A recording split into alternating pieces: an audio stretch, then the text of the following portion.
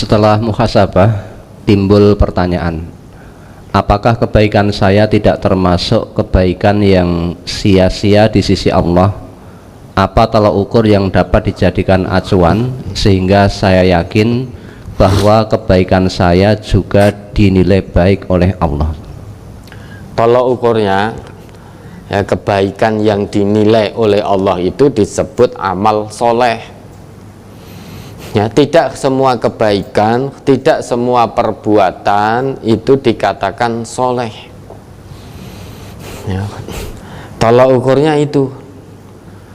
Lah, kapan itu disebut soleh? Maka ada ketentuan dari Allah. Pertama, kebaikan itu kita lakukan murni ikhlas karena mengharap ridha Allah. Fa'budullaha mukhlisina lahuddin. Sembahlah Allah dengan memurnikan agama kepadanya. Terus, Qul inna sholati wa nusuki wa mahyaya wa mamati lillahi rabbil alamin. Perbuatan baik kita, tujuan utamanya itu lillah, bukan lil fulus, bukan untuk uang, bukan lil mansib, bukan untuk jabatan kedudukan, bukan lis suhroh, bukan untuk ketenaran, bukan untuk lil madah, bukan agar mendapat pujian manusia. Bukan itu tujuan kebaikan. Tujuan kebaikan agar dinilai soleh di hadapan Allah. Yang pertama, ikhlas karena Allah, mukhlis. Orangnya disebut mukhlis. Mukhlis dari kata akhlaso. Akhlaso, ya, sifatnya disebut ikhlas. Ada tambahan hamzah di depannya, alif. Ya, khalaso, depannya ada hamzah atau alif itu. Jadi akhlaso.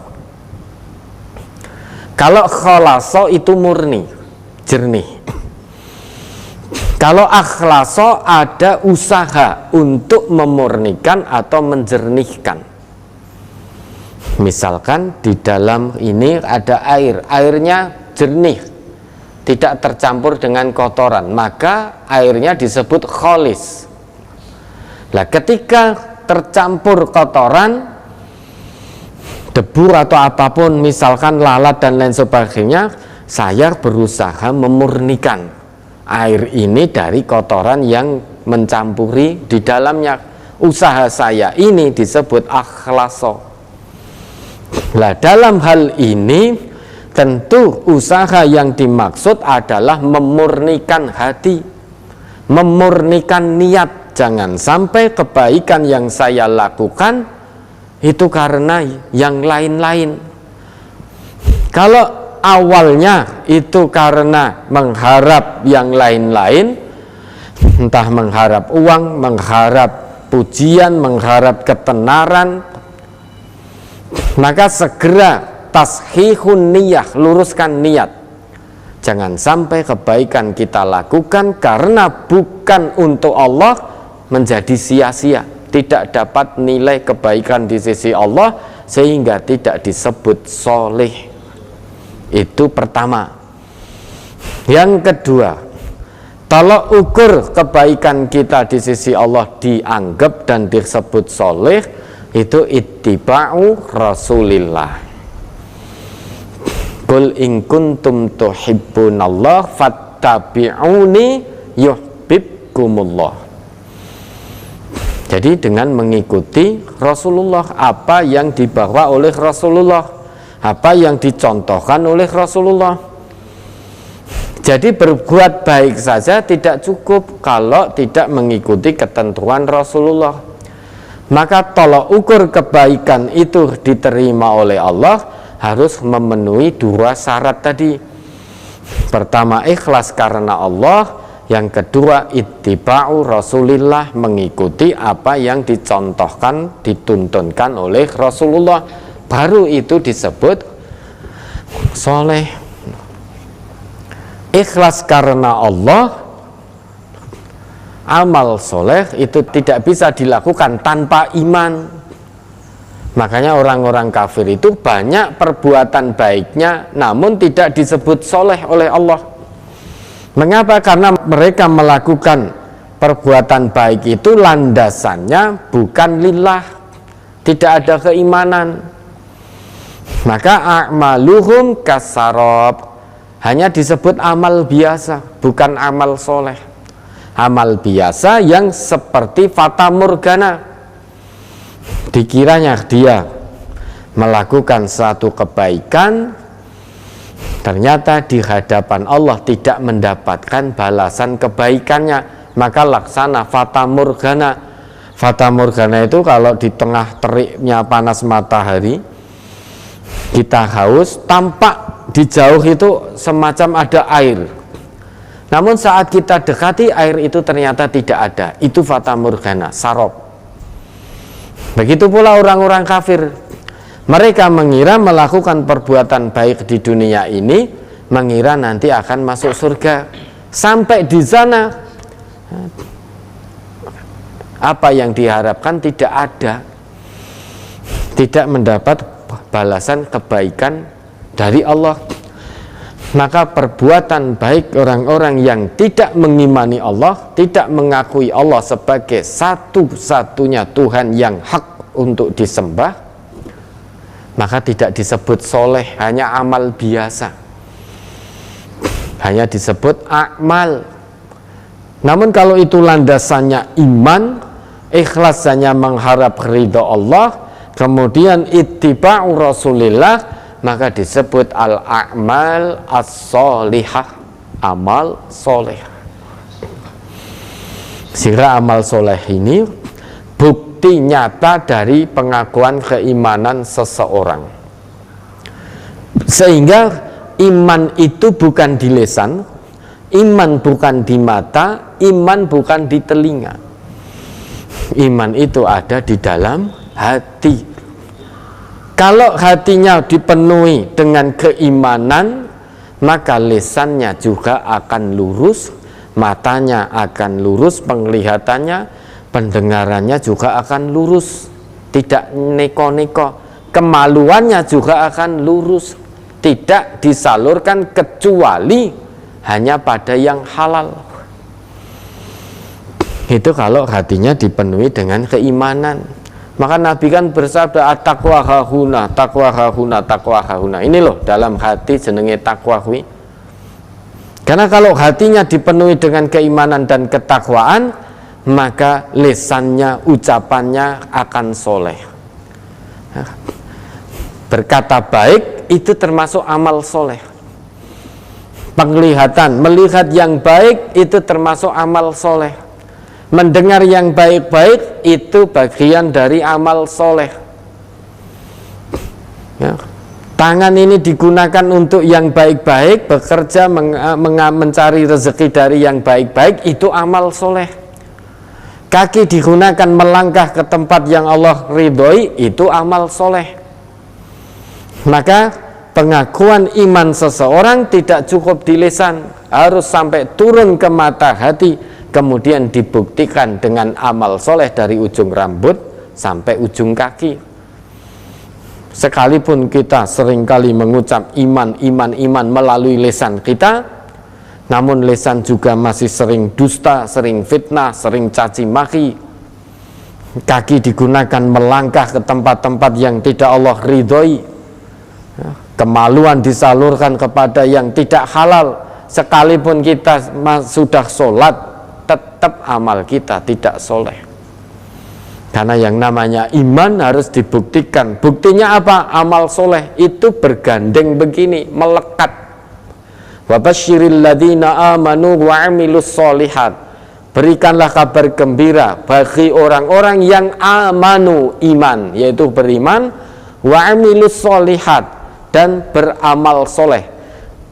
Di tengah-tengah antara iman, amanu, dan amilus solihat, di situ ada wawu. Wawunya wawu ma'iyah.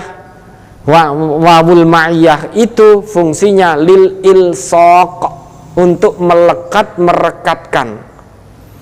Sehingga ada dua syarat untuk mendapatkan surganya Allah, yaitu iman dan amal soleh.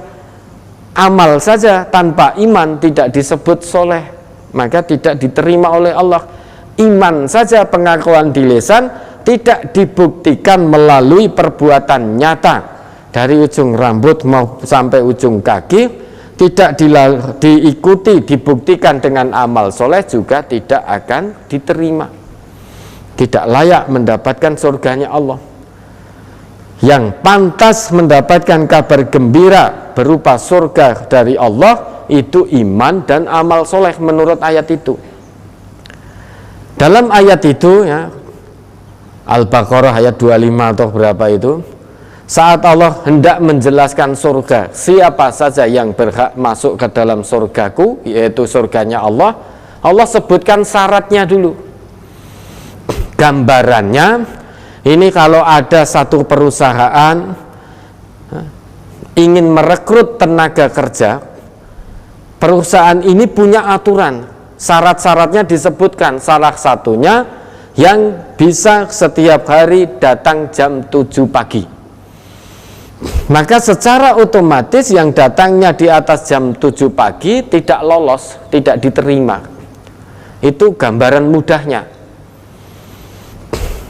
Maka kalau kita menginginkan kerja di tempat itu, yang awalnya bangunnya kesiangan terus, pasti kita akan merubah diri karena gajinya besar. Asal bisa datang tidak lebih dari jam 7, pasti diterima di perusahaan itu dengan gaji besar.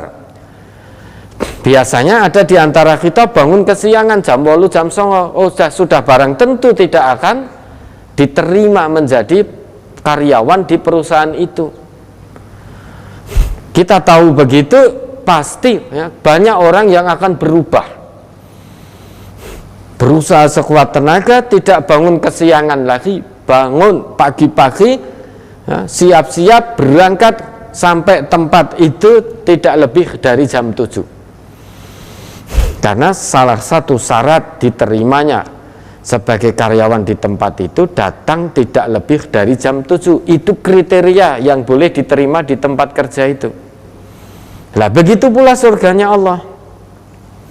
Allah punya ketentuan yang berhak dan aku izinkan kelak untuk menjadi penghuni-penghuni surgaku, yang mana di bawahnya mengalir sungai-sungai, di dalamnya mendapatkan pasangan-pasangan hidup yang disucikan, tidak ada kesedihan lagi di situ, tidak ada rasa sakit lagi di situ, tidak ada halal haram lagi di situ, tidak buang air kecil, buang air besar lagi di situ, kenikmatannya abadi.